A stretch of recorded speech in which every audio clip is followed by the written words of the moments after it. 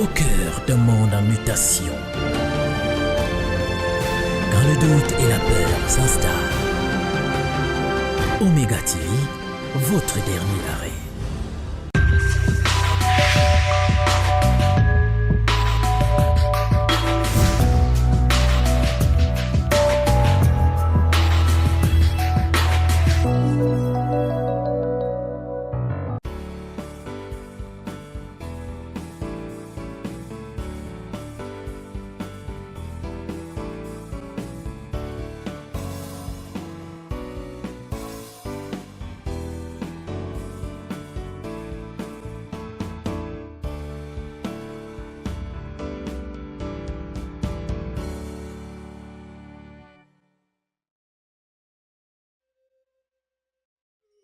Chers téléspectateurs d'Omega TV, bonjour. Soyez les bienvenus à Omega TV avec le prophète Emmanuel. Les témoignages des uns et des autres que vous allez écouter sont très touchants. Voici le témoignage de la jeune dame qui a souffert de l'acné depuis plus de 10 ans aujourd'hui. Quand cette dernière, avant sa rencontre avec le prophète Emmanuel, elle marchait tout le temps avec son ventoline et elle ne marchait non plus sur la pluie. Mais depuis sa rencontre avec le prophète Emmanuel, plus de ventoline. Maintenant, elle peut marcher sous la pluie. Vous allez écouter le témoignage de cette femme. Lorsqu'elle a rencontré le prophète Emmanuel lui a administré 1000 de miracles. C'est une de miracles qui a la puissance de guérir même l'acné. Vous allez écouter le témoignage de cette femme dans les minutes qui vont suivre. Merci. Restez scotchés sur Omega TV.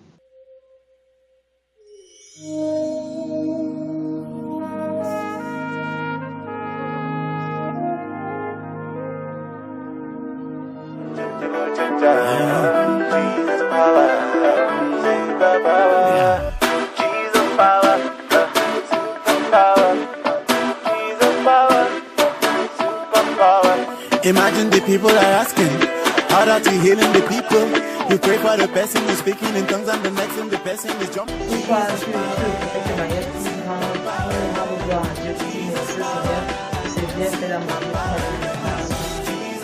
Alléluia. Et allez-y, dis-nous ce que Dieu a fait dans ta vie. Et qu'est-ce que vous souffrez de quoi? Qu'est-ce que le Seigneur a fait dans ma vie? Le Seigneur m'a sorti des eaux. Le Seigneur m'a délivré de la mort par la voie du baptême. Ça fait depuis pratiquement 8 ans. Je souffre d'un problème d'acide. Et quand on va aller à l'hôpital, les examens sont dit qu'on ne serait pas là, c'était pas vraiment ça. Mais tout le temps, je faisais des crises. J'étais fatiguée tout le temps et constamment j'étouffais. Mais les examens à l'hôpital me montraient j'avais ma maladie étouffée. Et j'avais des sommeils bizarres. Alors un jour, dans avec le pasteur m'a regardé chaque fois qu'il organisait les prières. Puisqu'il a une force, à chaque fois qu'il organisait les prières, il sentait comme si le Christ voulait manifester en moi. Il me disait toujours qu'il faut venir à la prière. Je disais que oui, je confirmais. Il faut venir à la prière, je dis oui. Un jour donc, il a même fait la croisade et il t'a invité, oui. Il a promis que oui, je serai là et Jésus me manquait. Tu ne sais pas ce qui a empêché que tu ne viens pas. Le démon disait que tu ne dois pas venir. Je ne sais même pas ce que c'est. Alors que nous ça fait du temps, non, il faut qu'on parte. Donc, je suis restée comme ça à la maison. J'ai vu la distance, je suis fatiguée, normalement, je ne vais pas partir en dormant. La fatigue comme ça, tout le temps, je vais à l'église. Parce que je ne sais pas, depuis peut-être même 6 ans. Depuis 6 ans, je n'ai pas fait l'église. Nous partons à l'église. C'est la fatigue. À un moment, quand je partais à l'église, je somnole. J'arrive à l'église comme ça, je suis en train de somnoler. À l'église comme ça, je suis en train de somnoler. Et quand je suis en train de somnoler à l'église comme ça, bien, quand je somnole, quand je dors même pendant qu'on fait l'évangile de Dieu. L'évangile, quand on a relis l'évangile comme ça, ou la parole. Ou alors, quand je me lève un dimanche, je vais aller à l'église, j'arrive devant la porte de l'église comme ça là.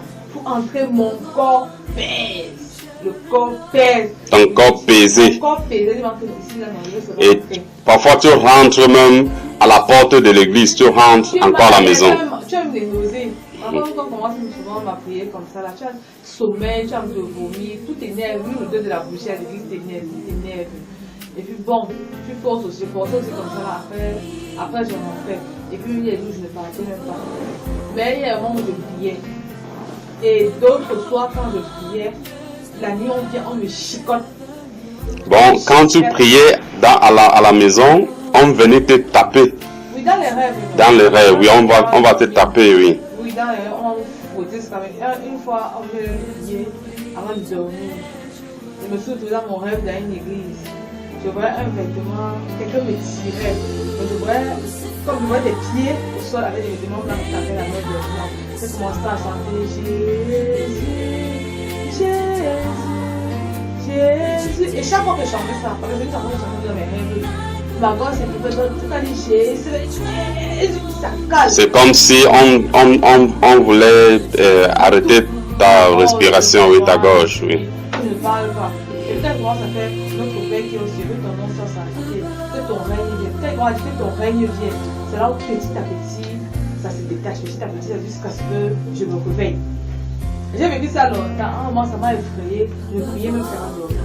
Et ce moment, je priais le soir comme ça là. La nuit, ça, la chicote, ça, la bastonnade pour moi. J'ai arrêté de prier. Et chaque fois que je vois des personnes qui ont la foi, des hommes de Dieu qui ont la foi, ils me disent que tu pries. Je dis que lui, tu ne pries pas bien. Tu pries, tu ne pries pas bien. Comme je ne vais pas d'abord à Douala, quand je suis arrivée à Douala, mes prières ont commencé à s'accentuer. Il y a dans mon service une fervente chrétienne qui a une forte foi. Elle m'a appelé, elle me dit que ta maladie là, laisse avoir les médicaments de côté. Il faut prier ta vie à Dieu, il faut prier. Elle m'a appelé, on a commencé à prier. Après, elle me dit que ça va aller. Elle m'a donné les passages de gens que je dois lire. J'ai commencé à lire. Quand je priais avec elle, c'était bien. Mais dès qu'elle rentre à la maison, prier seul, ça me dépasse. Pendant une semaine, j'ai prié. Après, je ne priais plus. Elle m'a dit, tu pries encore. Je lui ai dit que oui, mais je mentais. Elle m'a dit que voilà tel chapitre de Jean 7, tu viens, on parle de ça. Je n'ai pas pu lire les 7 chapitres du livre de Jean. Elle me dit, on peut les prier à telle heure. Lève-toi, tu pries à telle heure comme ça là. Quand je me lève pour prier à l'heure là, c'est le sommeil. C'est le sommeil jusqu'à. Mais je forçais toujours. Et quand je priais, je sentais quand même mes corps qui votent. Quand je prie le matin, ça va, je suis bien. Je me sens libre, comme si j'ai fait le sport. Je passe une bonne journée. Et après, j'ai encore arrêté de prier. Après, j'ai prié aussi comme si j'accompagnais les gens dans la prière. Mais ma foi n'était pas forte. Et quand je venais, les quelques fois que j'ai prié donc avec Pasteur Emmanuel, chaque fois qu'il commence à prier, je sens comme si quelque chose bougeait dans oui, toi. Voilà, comme si j'ai la tremblote, comme si mes mains tremblaient, comme si mon cœur bat, comme si j'ai envie de partir. Du coup, j'ai chaud, que je tout, j'ai envie de partir. Je dis que non, si je pars, je vais comme si je suis suspecte. Le reste, on faisait plus la prière chez la mère. Jusqu'au jour où le pasteur a fait un mauvais rêve. Vous voyez, Dieu lui a révélé que la maladie, que ce n'était pas normal, que c'était un esprit impur qui était et que c'est une possession. Et puisque ma mère voulait même m'amener me faire soigner, je disais que ça ne sert à rien, la maladie n'est pas une maladie simple. Bon, ta belle-mère voulait t'amener chez le marabout. Pas chez le marabout, ma belle-mère voulait m'amener me faire soigner. Elle, puisque c'est l'asthme, elle connaissait une femme qui soignait l'asthme là. Et ma mère m'a amené à la prière, elle me dit que viens pas prier. Et je dis que ouais, attends, j'ai pas besoin de ça, de médicaments. On a dit que ma maladie n'est pas simple. Mais j'avais honte de parler de ma maladie parce que c'est un peu gênant. J'avais aussi honte de parler des choses qui étaient arrivées dans ma vie, des choses que j'avais vécues de bizarre ou de mystique. Parce que j'avais honte, tu vas entrer dans une famille, tu vas dire que on va même te fuir, on aura même peur de toi et tout. Jusqu'à ce que le Seigneur leur révèle ça eux-mêmes. Le Seigneur leur révèle maintenant à la belle-mère parce qu'ils doivent m'aider. Oui, c'est comme ça donc qu'on a commencé la prière de ma délivrance. Bon, tu as beaucoup, et c'est que avant cette délivrance, tu as beaucoup dépensé même au niveau de l'hôpital pour traiter cette maladie. Beaucoup. Est-ce que tu, même parfois la famille t'a amené à l'hôpital, dans les marabouts? Pour soigner la maladie, non. On partait plutôt au départ. On disait que non, bon, peut-être que c'est la sortie. Je maigrissais. Parce que là où je vivais d'abord, j'avais tellement maigri, j'étais persécutée. On est même parti chez une maman qui soigne aussi. Mais pas qu'elle m'a repassé par les mères et tout. Là, je dis que non, que je suis persécutée et que comme au village, on dit que tu dois faire les coutumes. Oui, tu dois faire les coutumes, il faut prier Dieu. Donc, puisqu'elle me dit qu'il faut prier Dieu, il faut prier Dieu, il faut prier Dieu, oui. C'est ce qu'elle pouvait aussi dire à son niveau. Mais elle n'était pas un moyen de quelconque. Elle disait seulement qu'il y a des gens qui me détestent, il y a telle personne de la famille qui a fait telle chose. Au départ, tu te dis que c'est seulement le sabotage. Dès que vraiment le jour de ma délivrance, que j'ai confirmé que c'était vrai, Et tu peux nous dire un peu, quand tu avais cette maladie, quels sont les symptômes que tu avais, quelles sont les choses que cette maladie te faisait, quand ça t'attaquait comment? Tu avais extrêmement chaud à l'intérieur et à l'extérieur de toi. Ou alors s'il fait froid, ou alors si je marche même sous la pluie, il peut me faire froid. Donc tu ne marchais pas sous la pluie. Pas sous la pluie. Oui. Je ne marche pas sous la pluie, je me couche à 8h30, je vais faire le pas, je vais tomber. Et si je marche une longue distance de 50 mètres, après je serai essoufflée. Jusqu'à là où je vais m'asseoir, je vais dormir jusqu'à rentrer. Et je peux dormir pendant 5 minutes, pas plus. 5 minutes bien chronométrées. Quand je me réveille, c'est quand je dormis 8 heures de temps. Tu es fatigué? Exagérément fatigué. Exagérément fatigué. Oui, jusqu'à ma vie. C'était ça. Je ne marchais pas dans la pluie. Quand la pluie commençait à commencer, même et tu ne travaillais pas, tu ne pouvais pas travailler longtemps? Mon travail d'abord me disait que je travaille. Si je me lève le matin, que je vais partir au travail, si je ne pars pas. Donc cette maladie me contrôlait ma vie, rendait ma vie vraiment, je veux dire, presque néant. Parce que ça m'empêchait de travailler comme toute jeune fille de mon âge. Tu peux être sérieux, tu commences à faire un travail, tu laves les assiettes. Après avoir lavé 5 plats, tu es fatigué. Lave le sol, tu te coupes pour laver le sol. Quand tu laves 5 plats, tu es déjà fatigué. Oui. Tu laves, tu te coupes pour laver le sol. Quand tu lèves la tête, tu as le vertige jusqu'à ce que donc tu as travaillé de travailler plus active. Bon, il semble que par rapport à cette maladie, tu as même arrêté ton travail, ton boulot que tu faisais. Oui, justement. Parce que quand je me lève même pour aller au boulot, je me lave bien, je m'assois bien que je boulot. J'arrive à commencer à étouffer. Je dis que étouffe tout le matin comme ça. C'est la vie qui sert. Je rentre à la maison, je porte les habits amples. Moi, je mets plus des habits qui m'ouvrent parce que les habits voulaient m'étouffer. Donc, tous mes habits sont amples. Je me mets dans l'habit qui est ample. Je ressors. J'étouffe toujours. Même un habit qui est mini. Quand j'arrive dans mon travail, on dit madame, ce n'est pas un habit pour le boulot. Je leur dis seulement, vous ne pouvez pas comprendre pourquoi je m'habille comme ça. Parce que j'étouffe. Mais personne ne comprenait. Ça devenait déjà comme si tu abusais du comportement. Pourquoi on ne peut pas me comprendre? Personne ne me comprenait. On me dit que tu es fatigué à tout moment. Tu es tout à tout moment. Tu es tout ce que tu veux travailler. Donc, moi, tu as commencé à travailler, il faut savoir que le boss peut te chasser. Je crois que c'est mon boss, je ne vais pas chasser parce que même le Seigneur est avec moi. Parce que je me manquais le travail, tout à travail, je vais passer.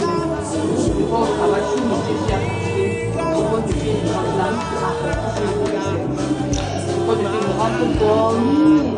La première maison, je l'ai vu que je ne rentre même pas chez moi. C'est la première maison que je fais, je dors, peut-être que je me jusqu'à 16 heures. Bon, maintenant, après la délivrance, après le jour que tu as fait chez le pasteur pour la délivrance, est-ce que, dis-nous un peu le changement que tu as constaté dans ta vie. Et tu as pris l'huile d'onction, dis-nous un peu le changement. Oui, l'huile d'onction que j'ai pris m'a beaucoup aidé. M'a beaucoup aidé. Le changement que j'ai depuis que j'ai été délivrée, je marche et là sous la pluie. Donc tu marches maintenant sous la pluie. Je marche sous la pluie. Et rien ne manifeste. Je n'ai même pas le rhume. Alléluia. Je n'ai même pas le rhume. Tu n'as même pas un petit symptôme d'asthma aigu encore. Alléluia. C'est quelque chose à dire merci Seigneur. Applaudissez à Jésus-Christ. Alléluia. Applaudissez à Jésus-Christ. Bon, maintenant, tu n'as plus de symptômes. Tu marches dans la pluie. Je marche dans la pluie. Je n'ai même pas le rhume. J'ai le rhume. Le rhume, on le tire quand je me lève le matin à 6 heures, je fais ma prière, je passe ma journée, avant je peux commencer une descente. Je me mets avant de m'ouvrir, avant ma délivrance, je m'ouvrais à 6 heures. Mais pour sortir du lit, c'est au moins à 7 heures. Parce que le corps fait mal, le corps faisait mal. Donc maintenant, tu es leste. Je suis leste. Tu es comme si tu faisais le sport. Tu es maintenant comme la fille de Jésus-Christ. Tu es la fille de Dieu maintenant. C'est comme si tu sors d'une machine nouveau. Hallelujah. Amen. Jesus. Amen. Jésus-Christ est grand. Hallelujah.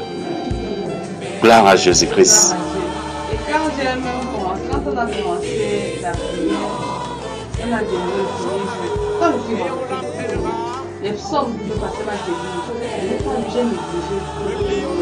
Le premier jour. Le premier jour, j'ai négligé le soir là, comme les jours je ne priais pas. Quand je me suis levé le matin, mon ventre était gros, comme si j'étais enceinte. Du coup, je vais dire à ma soeur que regarde mon ventre comme mon ventre est gros, regarde mon ventre comme c'est gros. Elle est tournée. Je prends vite mon papier où le pasteur avait copié mes sommes. Je prends mon papier où il a copié mes sommes. Je commence à lire, puisqu'il m'avait donné une série, le pasteur m'avait donné une série de sommes à lire, de somme 7, de somme 11, somme 18. Je croyais qu'il fallait tout lire le même jour. Je lis le somme 7. Le somme 11, rien. Dès que je dis somme 18, aïe aïe aïe, le ventre fait comme ça là. Tu as dit que tu as lu le somme 18, verset 29. Qui dit, fais briller ma lumière, éclaire mes ténèbres. Dieu fait briller ma lumière, éclaire mes ténèbres. En ce moment, je lis ça, j'ai tout le monde quand je lis ce verset là, je fais qu'écouter. Je vais insister.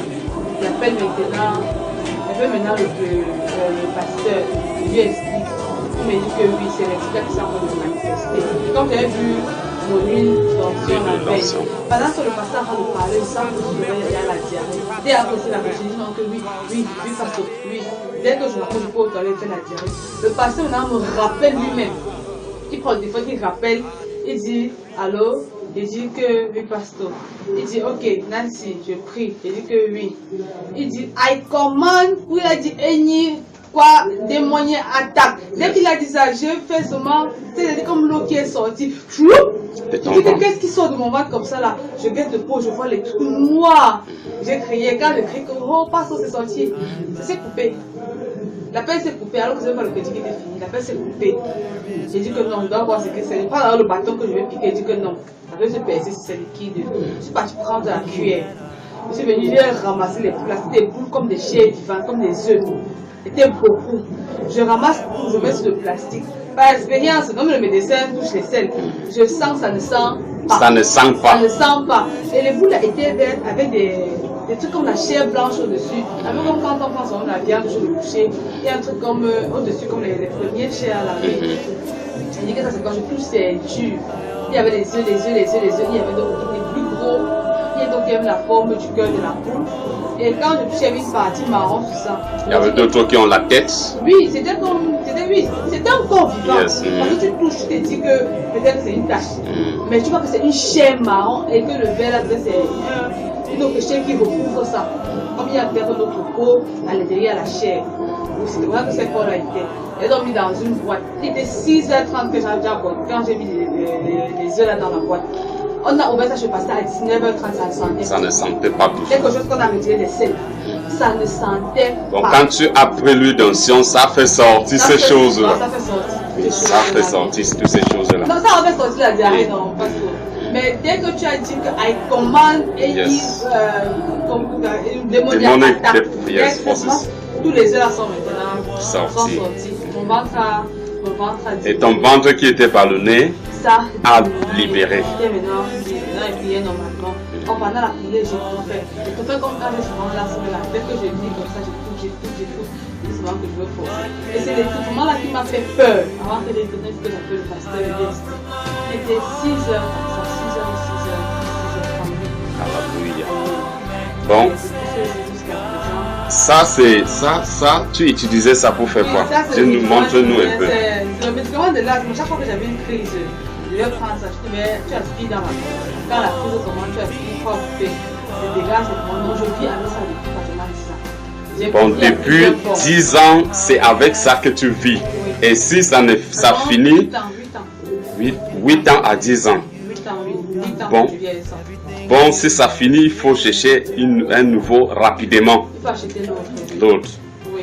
Et tu pouvais utiliser comme ça combien par mois? Bon, c'est vrai que si je vais utiliser normalement, si je devais utiliser normalement, je devais utiliser une boîte toutes les 2 semaines. Puis il y avait les moments où je me battais aussi. Parce qu'on me disait que il faut payer, il ne faut pas être dépendant des médicaments. Il faut aussi payer, Mais tu payais aussi, comme ma voix n'était pas forte, dans les dépenses. Ça veut dire que tu ne pouvais pas vivre sans ça. Mais aujourd'hui, est-ce que tu as encore besoin de ça? Amen. Alléluia. Non, tu ne dois même pas garder. Tu vas me donner ça. Alléluia. Tu ne dois plus garder parce que ça ne te sert plus. Alléluia. Tu es guéri. Alléluia.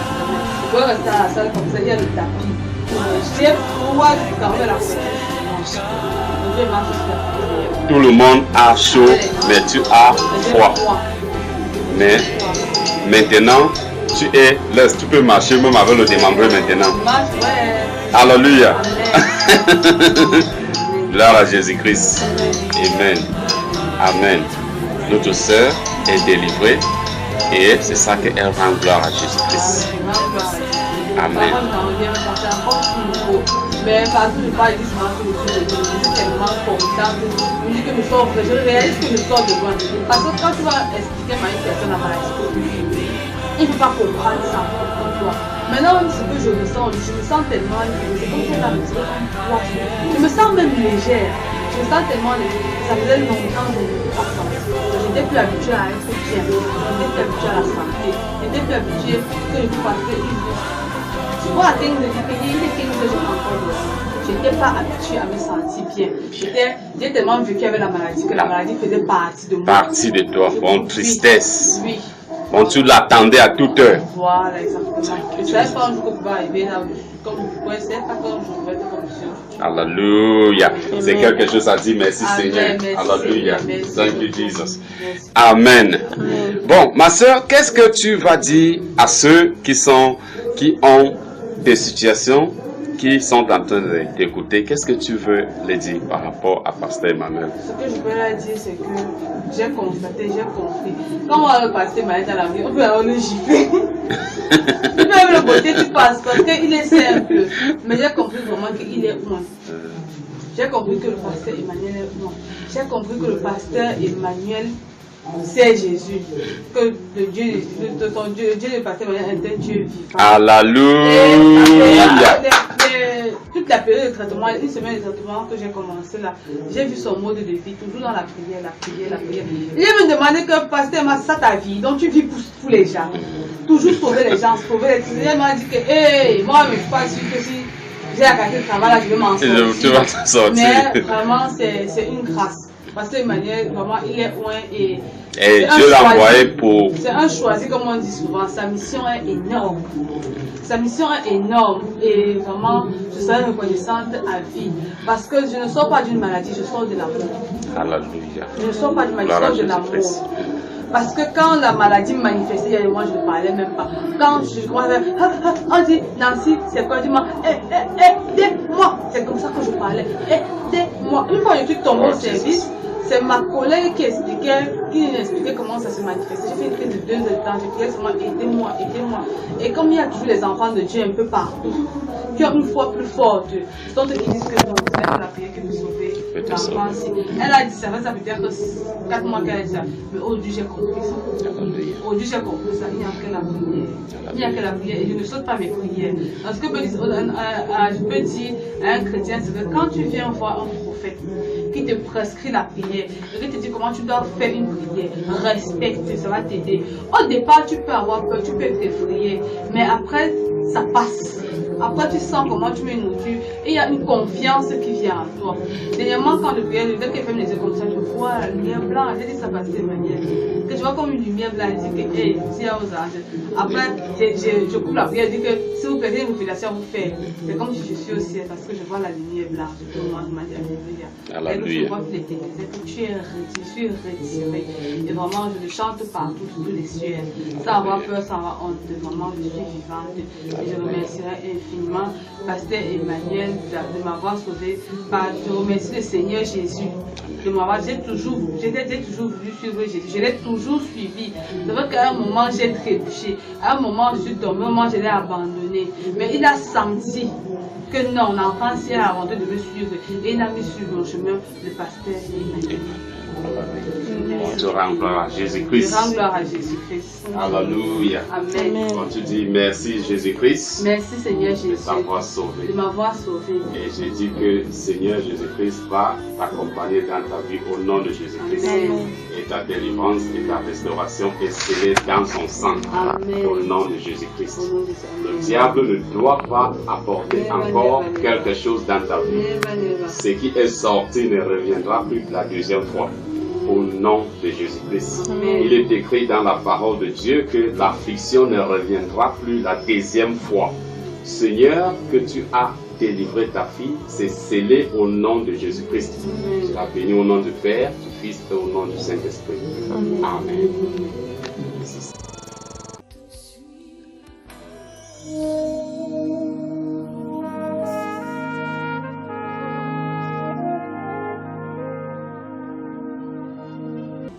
Dieu a la capacité de gérer et de délivrer toute situation dans laquelle un homme peut se trouver dans la souffrance. Nous avons par exemple les cas de maladies telles que le sida, le diabète, l'hépatite, le cancer, le ulcère et tout ce que vous connaissez comme maladies qui menacent l'humanité tout entière.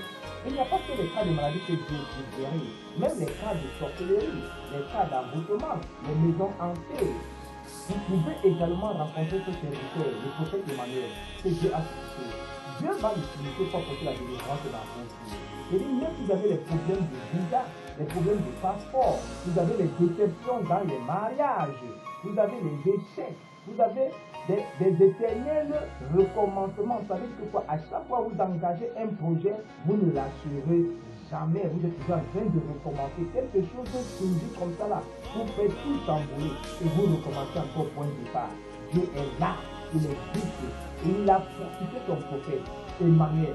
Celui-là que Dieu a donné le don de la voyance, de la vision, de prophétie. Il va prophétiser dans vos vies et il aura la solution à tous vos problèmes. Alors, ne le sous-estimez pas. Ne voyez pas sa taille, son âge. Non, c'est un homme, c'est un général de Dieu. C'est ça le rencontrer. Il est au Cameroun, à Gare, dans le quartier de Bon. Vous allez voir dans vos écrans la localisation.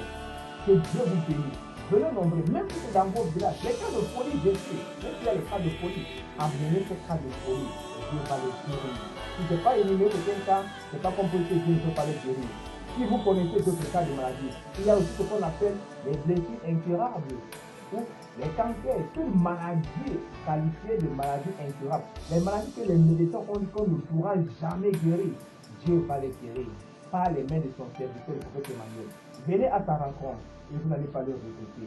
Vous rendrez témoignage comme les personnes que vous avez entendues en train de témoigner. Vous aussi vous allez témoigner. Venez nombreux et que Dieu vous bénisse. Au nom de son Fils Jésus-Christ. Amen.